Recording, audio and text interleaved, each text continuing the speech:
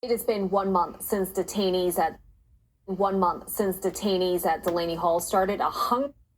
World Cup, we'll see in terms of lightning. More on that coming up in just a few minutes. Chris, we'll see you then. Thank you. Well, it has been 1 month since detainees at Delaney Hall started a hunger and labor strike. The strike prompted weeks of protests outside and several congressional visits. Pix 11's Katie Corrado with the very latest from Delaney Hall with a look at where things stand now 1 month later. There are only a handful of protesters still outside Delaney Hall on a daily basis, but we continue to see clashes between protesters and the ICE agents and GEO Group employees.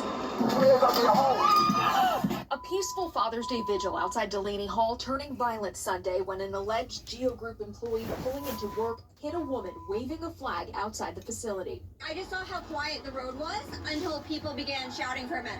Newark police say the woman was treated at University Hospital and they are investigating. The Department of Homeland Security says the driver is employed by GEO Group, not ICE. From reports this morning, she is fine, but taking some time to recuperate. On Sunday, DHS says one protester was arrested for allegedly biting an officer. Others reportedly interfered with an arrest and tried to obstruct law enforcement operations. Protesters have been stationed outside Delaney Hall around the clock, trying to highlight the conditions inside.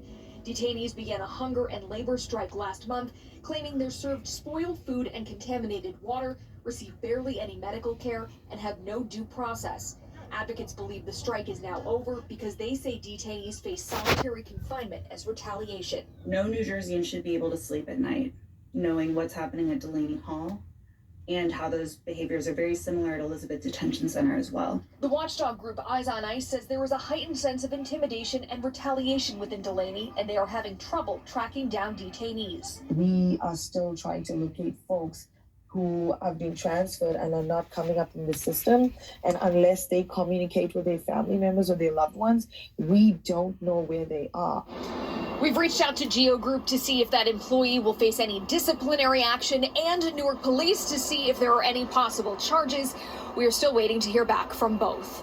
Reporting outside of Delaney Hall in Newark, New Jersey, I'm Katie Corrado, Pix 11 News.